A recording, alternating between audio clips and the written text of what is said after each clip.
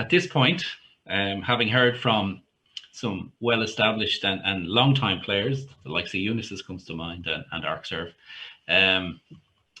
I think Roger's presentation, Roger Carvoso from First Wave, is actually going to talk, apart from the enterprise solutions, a little bit more about what might be available for some of our smaller companies.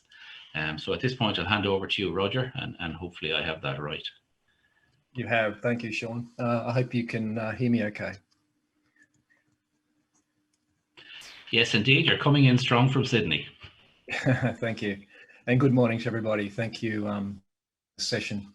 Yeah, so as Sean said, I'm Roger Carvoso. I'm the Product Strategy Director at First Wave Cloud Technology based in Australia. So our company may be new to many of you. It's basically a technology provider in a platform which provides security services orchestration, particularly for service providers to provide services to their business customers. So I'll be talking in that context. In the title of my presentation today is Democratizing Enterprise-Grade Cybersecurity as a Service. So I'll unpack that a little bit more.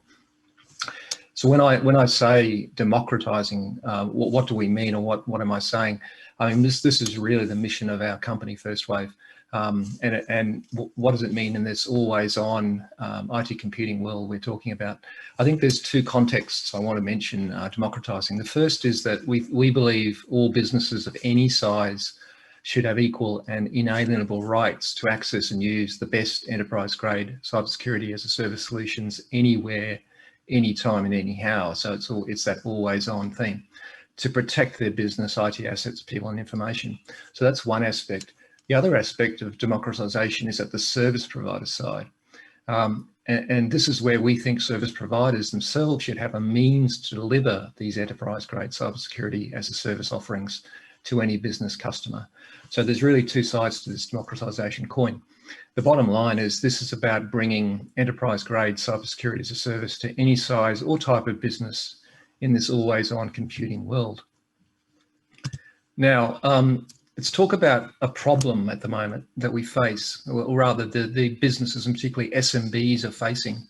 And this is the cyber threat landscape is intensifying. There's an increasing probability and frequency of sophisticated targeted attacks. You will know, many of you will know these: business email compromise, sometimes called whaling or sometimes called CEO fraud, spear phishing, targeted attacks through email which have links included, or attachments that run macros that insert malware, ransomware, and impersonation and fraud attacks where accounts have been taken over, and effectively it's very hard to distinguish the bad actor from the good one. And in this COVID-19 pandemic era, work from home has become prevalent. In fact, it may become the norm. And this just increases the attack surface and the opportunities for attackers, and so increases the cyber risk for business. So cyber criminals are exploiting the pandemic as cover for better disguised phishing campaigns and spear phishing impersonation attacks. When you talk about the Irish context, many SMBs in Ireland are actually smaller end, they're less than 50 employees. And when we think about these businesses, they have very limited defensive assets and capabilities, and they proportionately actually are more vulnerable and face greater risk to their ongoing business continuity, if not viability, from cyber attacks than do enterprises with hundreds or even thousands of employees. So I think that's a very important point to make. If we turn now and think about another aspect in the market, which is the cybersecurity vendor landscape, and of course we've got a number of colleagues here presenting today and throughout this show, but the major problem here is for SMBs, first of all, how to choose, deploy, and manage the cybersecurity products and technologies that will effectively protect them from cyber attack and business risk.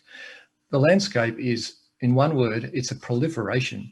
There are literally 3,000, at last count, more than 3,000 security vendors worldwide, and new startups are entering the market every week. There are enough challenges for larger enterprises, let alone SMB security buyers and users, given the number of product categories, the dynamics of the product markets, and the convergence of many product categories through mergers and acquisitions.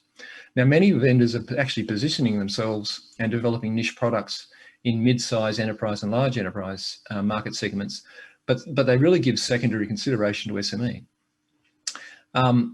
Also, many of the enterprise targeted cybersecurity products, because they're highly functional, cost more than SMB can possibly bear or spend from their tight budgets and constrained cash flow. So furthermore, SMB access to expertise is lacking to select, integrate, operate, and manage enterprise-grade vendor products and solutions. So the ambition of best of breed vendor products might be good, but managing multiple vendors well today is difficult, if not impossible, for most SMBs. So bottom line, SMBs face a massive disadvantage and an uphill task to get access to the right security products for themselves. So if we now talk about the problem of this silos and complexity, this concept, these two things, these really lead to gaps in SMB security against clever and persistent adversaries. Now, why is that? If we look again at SMBs, especially the smaller ones, typical in Ireland, say, they tend to purchase and deploy and use these security products in piecemeal and fragmented fashion. For example, they'll buy consumer version products lacking enterprise-grade features or centralized security management tools even for SMB workplaces and remote workforces. I mean, think of an example. Think of your typical consumer brand of AV or internet security products. I've seen SMBs buy those.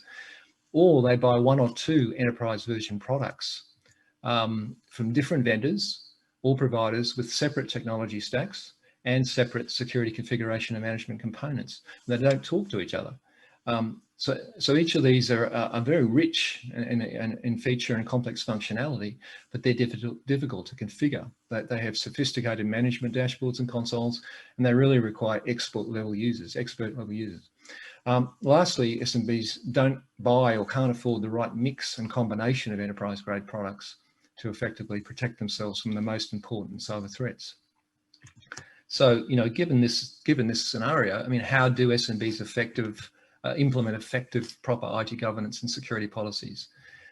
Again, larger enterprises, unlike those, SMBs simply don't have the latitude of employing multiple cybersecurity specialists. They don't have the budget. They don't have the access to the skills, if they did have the budget, to set up, configure and manage the policies across these products. Now, nor can they establish or maintain internal security operations capabilities with eyes on glass around the clock, or effectively use all of the offered tools to detect important cyber threats and prioritize and respond to important cyber incidents. So this situation where security products are just not featured optimally or necessarily set up, configured, monitored or managed in the right way, actually I'd argue leaves SMBs more, not less vulnerable to the ever-evolving targeted threats of cyber criminals. So what's the conclusion?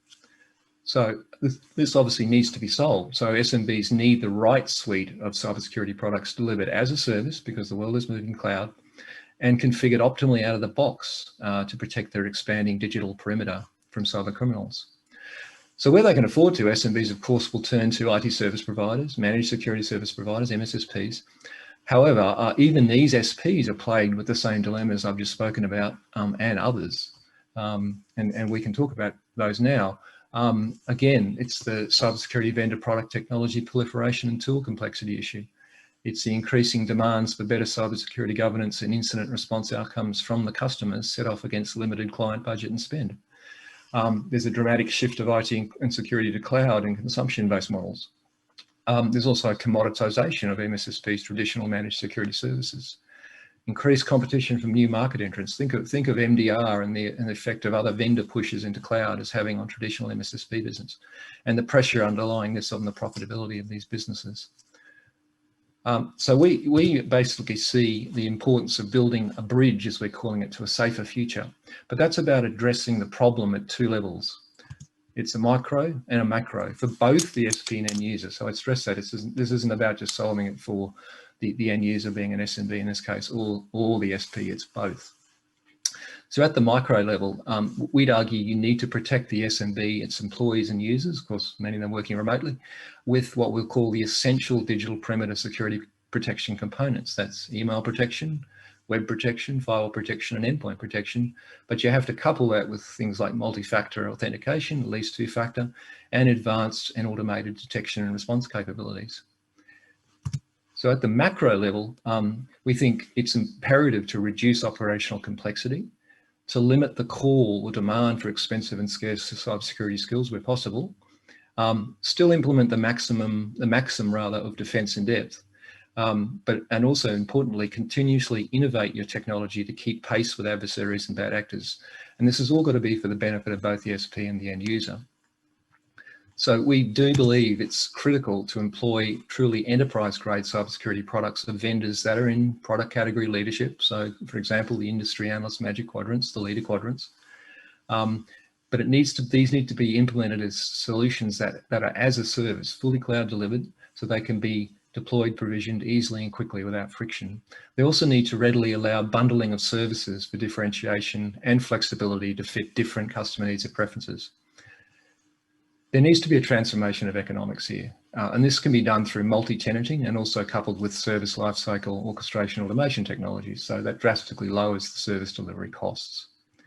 There also needs to be simplification of the delivery and ongoing management of security across the products for the business via a single portal dashboard with backend APIs. And last but not least, there needs to be attendance to good old governance, risk compliance, GRC, so concerns around that. So attending to data privacy, data localization, and data and intellectual property protection. So given this is achievable and done, what's the realized outcome? Well, the realized outcome is you create for the SMBs an essential digital perimeter security wrap, which is email, web, firewall, and endpoint. We call it for short EWFE. Again, for any SMB. It's using technology from leading global security vendors, including the likes of all the names we know, Cisco, Palo Alto Networks, Fortinet, Trend Micro, and more. It's SaaS-based, it's cloud delivered, and it's consumption-based pricing per user, and it's a simplified integrated security management portal. But let's bring this back now to the important aspect of democratizing cybersecurity service for service providers. We believe it's essential that the service providers have a platform available to them where many different types of them can be supported, and they can reap the benefits of new services, new SMB customers and revenues. And this platform needs to meet some fundamental requirements. I mentioned some before: multi-tenanting of enterprise-grade virtual security appliances from leading GSVs, simplification, acceleration, and lowering the cost and effort of integrating new vendors and technologies into service provider operations, simplifying the introduction and packaging of new enterprise-grade as a service offerings that directly address SMB concerns and needs. And this is a trade-off, a delicate trade-off between security efficacy, simplicity, and cost. They need to be intrinsically designed, that is, the platforms need to be intrinsically designed from the ground up for SPs. So it's the multi-tenanting, it's the N-tier hierarchy where they can deliver through a chain of resellers to a customer and manage those. It's having a roles-based access control security management portal for different players. It needs to natively support service catalog and offer packages out of the box with SP branding possible. It needs to underpin simplified ordering, fulfillment, billing, and reporting processes. And last but not least, it needs to deliver an integrated and automated threat detection and response capability with threat intelligence feeds and a threat dashboard as part of the base level, entry level security service, which is ready for SPs to take to SMBs. So we believe there is a platform-based approach. First Wave is all about that, to bridge the gap between today and tomorrow and solve many of these problems and challenges facing SPs and their customer SMBs in this evolving cybersecurity as a service market. So the ultimate outcome: deliver higher revenues for SPs, deliver lower costs, and a better customer experience and loyalty. I think it's bottom line of all this, and I'll finish up, is that by democratizing enterprise-grade cybersecurity as a service at the SP and end user levels, we get these things: happier customers, healthier business, and a better island. And so I'll leave it on that very, very happy note. Thank you very much, Sean. Back to you.